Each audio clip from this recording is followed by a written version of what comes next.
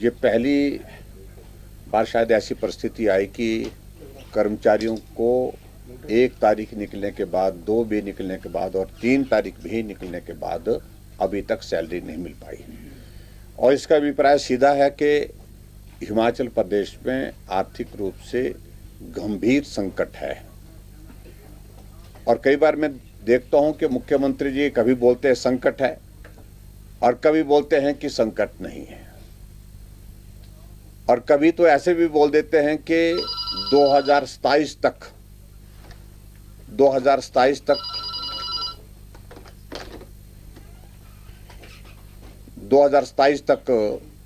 हिमाचल पूरे देश का सबसे समृद्ध राज्य बनेगा। मैं समझता हूं कि अगर इस तरह की परिस्थिति अगर हिमाचल प्रदेश में सरकार के सामने आई है कि वो कर्मचारियों की सैलरी देने में असमर्थ हो गई है और पेंशनर्स की पेंशन देने में असमर्थ हो गई है, इस सारे विषय को बहुत गंभीरता से सरकार को लेना चाहिए। आर्थिक दृष्टि से हिमाचल दिवालियापन के कगार पर लगभग जो खड़ा होता दिख रहा है।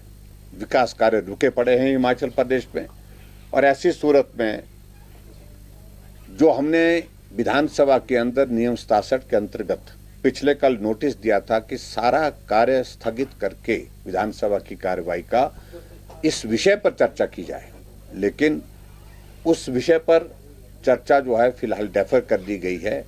और आज विधानसभा अध्यक्ष महोदय जी ने कहा है कि, और मुख्यमंत्री ने भी कहा है कि उस चर्चा को हम जल्दी लाने की हम कोशिश करेंगे। जब चर्चा होगी तो विस्तार से हम बात कहेंगे, लेकिन यह हकीकत है कि हिमाचल प्रदेश बहुत घोर आर्थिक संकट के दौर में से गुजर रहा है। मुख्यमंत्री बोलते हैं देखिए, केंद्र जो प्रदेश को जो मदद देते हैं, उस मदद के जो माध्यम हैं वो बहुत स्पेसिफिक हैं। केंद्र से क्या मिलता है? केंद्र से यही मिलता है कि रेवेन्यू डेफिसिट ग्रांट जो हिमाचल प्रदेश को मिलती है, 6 तारीख को शायद मेकल में उसकी एक किस्त आने वाली है, और उसे रोका नहीं गया, ना पहले रोका गया ना अब की बार रोका गया है। और इसके अलावा वो केंद्र से क्या मदद चाहते हैं?